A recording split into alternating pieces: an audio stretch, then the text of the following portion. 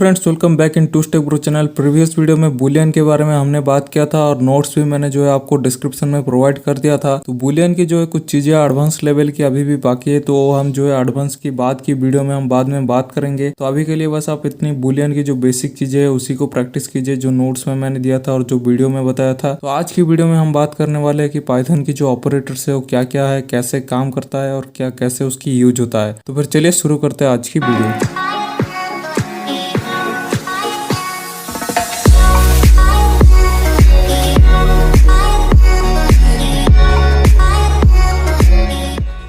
दोस्तों ऑपरेटर्स किसी भी प्रोग्रामिंग में वेरी इंपॉर्टेंट रोल प्ले करता है, तो इसीलिए जो ऑपरेटर्स का नॉलेज होना बहुत ही जरूरी है। तो पाइथन में बेसिकली 7 टाइप्स ऑफ ऑपरेटर जो है हमको देखने को मिलते हैं। जो ऑपरेटर्स है वो यूज होता है कि आपकी जो वेरिएबल है और उसकी जो वैल्यू है उसके बीच ऑपरेशंस किस तरह से किया जाता है उसके लिए यूज होता है।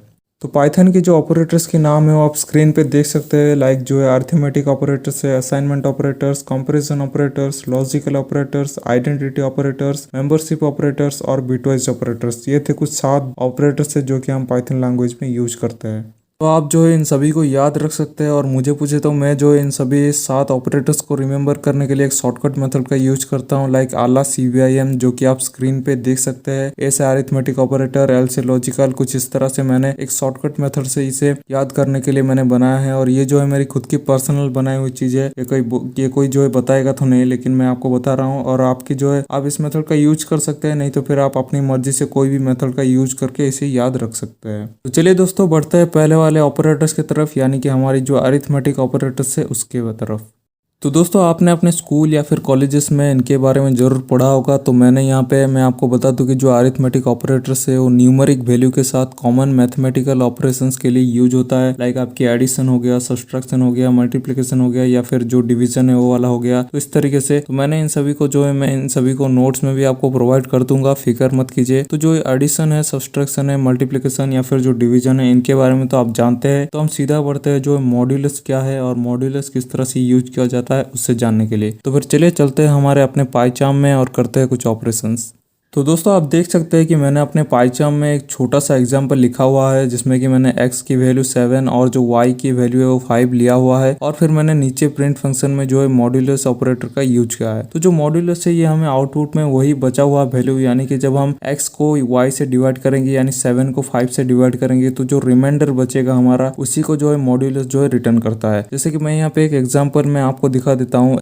तो जैसा कि आप लोग एग्जाम्पल स्क्रीन पे देख सकते हैं कि मैंने यहाँ पे एक छोटा सा एग्जाम्पल लिखा हुआ है जिसमें कि मैंने 7 को 5 से डिवाइड किया है और जो रिमाइंडर किस पार्ट को कहते हैं उसे ही किस तरह से रिटर्न करता है मॉड्यूलस, यही वाला मैंने फोटो में दिया हुआ है। तो फिर उसके बाद हम जो है इसी एग्जाम्पल को रन करके देखेंगे कि इसमें जो है आउटपुट सही आ रहा है कि नहीं। तो चलिए इसे रन करके देखते हैं। और ये देखिए दोस्तों मेरी जो आउटपुट है वो भी 2 ही शो कर रहा है, कि इसका मतलब आप जो है मॉड्यूलस ऑपरेटर समझ गए हैं। आपको सिर्फ x मॉड्यूलस y लिखना है और x की जो है वैल्यू हमेशा बड़ी होनी चाहिए y से। उसके बाद आप जब भी इसे रन करेंगे तो ये आपको जो रिमाइंडर या फिर जो बचा हुआ पार्ट है वही आपको आउटपुट में शो करेगा। तो फिर चलिए बढ़ते हैं हमारी जो है दूसरी ऑपरेटर की तरफ। तो अब बढ़ते हैं हमारे जो एक्सपोनेंशिएशन ऑपरेटर की तरफ और देखते हैं इसकी भी एग्जांपल। सो दोस्तों एक्सपोनेंशिएशन का मतलब होता है कि पावर 2, जैसे कि 2 टू द पावर 3 या फिर 3 टू द पावर 2 एटसेट्रा। तो फिर चलिए इसकी भी मैं एक आपको एग्जांपल लिख के दिखा देता हूँ। और यहाँ पे मैंने x की वैल्यू जो है 2 लिया है और y की वैल्यू जो है 3 लिया है। और फिर मैंने प्रिंट फंक्शन में एक्सपोनेंशिएशन ऑपरेटर का यूज किया है। तो मेरी जो है 2 टू द पावर 3, इसका मतलब है 2 इंटू 2 इंटू 2, यानी कि मेरी जो आउटपुट है वो 8 आना चाहिए। सो लेट्स रन इट और देखते हैं कि हमारी आउटपुट सही आ रहा है कि नहीं। और हमारी जो आउटपुट है वो भी 8 ही है। आगे बढ़ते हैं तो फ्लोट डिवीजन का मतलब है कि आउटपुट में हमारी जो क्वेश्चन वैल्यू है जब हम डिवीजन करते हैं तो रिमाइंडर और एक होता है क्वेश्चन, तो वही क्वेश्चन वैल्यू को जो है हमें एग्जांपल में शो करेगा। जैसा कि आप स्क्रीन पे देख सकते हैं कि किसको रिमाइंडर कहते हैं, किसको क्वेश्चन कहते हैं और किसको कौन सी पार्ट को क्या कहते हैं। तो दोस्तों मैंने यहाँ पे एग्जाम्पल पे x की जो वैल्यू है वो 15 लिया है और y की जो वैल्यू है 5 लिया हुआ है। और फिर मैंने यहाँ पे जो है फ्लोट डिवीजन का इस्तेमाल किया है। तो फिर चलिए इसी एग्जाम्पल को जो है रन करके देखते हैं कि हमारी जो आउटपुट है वो क्या शो कर रहा है। और मेरा जो आउटपुट है वो यहाँ पे 3 है, क्योंकि जो हमारी क्वेश्चन है वो 3 ही है, क्योंकि हमारी जो 5 3 जा 15 यानी कि 3 हमारा क्वेश्चन पार्ट है, इसीलिए जो है पाइथन ने हमें 3 रिटर्न किया है। दोस्तों ये सब थे हमारे जो अरिथमेटिक ऑपरेटर्स है उसके कुछ ऑपरेटर्स। तो चलिए हम दूसरे जो है ऑपरेटर्स की तरफ बढ़ते हैं, यानी कि जो असाइनमेंट ऑपरेटर्स है उसकी तरफ। तो दोस्तों असाइनमेंट ऑपरेटर जो कि यूज होते हैं हमारे जितने भी वेरिएबल है उनमें जो है वैल्यू असाइन करने के लिए, लाइक हमारे इक्वल टू ऑपरेटर। जैसे कि मुझे अगर x की वैल्यू 5 देना है तो मुझे बीच में इक्वल टू ऑपरेटर लगाना पड़ेगा, जिस तरह के x इज इक्वल टू 5। और फिर जो है हमारी प्लस इक्वल टू, तो फिर मैं यहाँ पे एक एग्जाम्पल लिख के दिखा देता हूँ प्लस इक्वल टू का, फिर बात करेंगे।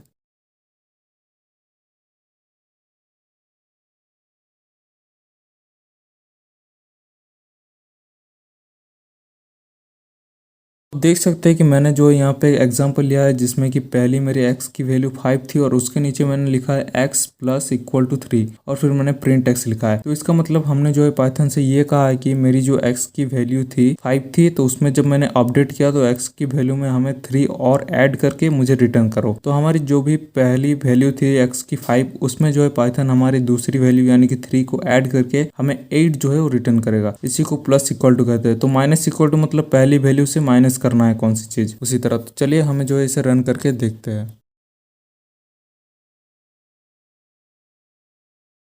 इसी तरह दोस्तों minus equal to, divided equal to, modulus equal to और जो है हमारी दूसरी भी इस तरह से 13 असाइनमेंट ऑपरेटर्स है जो कि मैं आपको नोट्स में प्रोवाइड कर दूंगा, आप वहां से जाकर प्रैक्टिस कर सकते हैं। नेक्स्ट हमारे आते हैं कंपैरिजन ऑपरेटर। नाम से ही पता चल जाता है कि ये जो ऑपरेटर है ये दो वैल्यू को कंपेयर करने के लिए यूज किया जाता है। लाइक आपके इक्वल के लिए double equal to operator, not equal to, greater than, smaller than, greater than equal to और स्मॉलर देन इक्वल टू। तो कुल मिला के 6 ऑपरेटर्स हमारे जो है यहाँ पे कंपैरिजन ऑपरेटर पे यूज होते हैं। तो चलिए मैं यहाँ पे आपको एग्जाम्पल पे दिखा देता हूँ। तो आप दोस्तों देख सकते हैं कि मैंने यहाँ पे x की वैल्यू 7 और y की वैल्यू 10 लिया है। तो मैंने यहाँ पे एक ही एग्जांपल पे जो है सारा कंपैरिजन ऑपरेटर का यूज किया है। तो अब हम इसे रन करेंगे और आउटपुट क्या आ रहा है ये देखेंगे। आउटपुट में जो है आप देख सकते हैं कि मेरी 1 बाय 1 सारे आंसर जो है शो कर रहा है और मेरा जो पहला वाला x is equal to y था वो जो है मेरा फॉल्स शो कर रहा है, क्योंकि हमारी जो x की वैल्यू है और जो y की वैल्यू सेम नहीं है। तो इसीलिए इसने जो है हमें फॉल्स रिटर्न किया। और फिर इक्वल टू के लिए जो उसके नीचे वाला जो था हमारा x is not equal to y, उसमें जो है हमारा ट्रू रिटर्न किया, क्योंकि x और y की वैल्यू सेम नहीं है इसीलिए। तो उसी तरह हमारी जो है फॉल्स ट्रू इस तरह से सारे आंसर जो है हमें शो कर रहा है। तो किसी भी दो वैल्यू को हमने जो यहाँ पे कंपेयर किया और उसकी सारी जो आउटपुट है वो हमें आउटपुट में शो कर रहा है। तो इसी तरह आप कुछ भी वैल्यू को, दो वैल्यू को कंपेयर करने के लिए जो है कंपैरिजन ऑपरेटर का यूज कर सकते हैं। सो दोस्तों आज जो है काफी लंबी वीडियो बन चुकी है, तो बाकी के जो 4 ऑपरेटर्स है वो हम नेक्स्ट पार्ट में कवर करेंगे और जो नोट्स है वो मैं आपको नेक्स्ट वीडियो की डिस्क्रिप्शन में ही दूंगा। तो वीडियो को लाइक कीजिए और शेयर कीजिए। तो फिर मिलते हैं नेक्स्ट पार्ट में।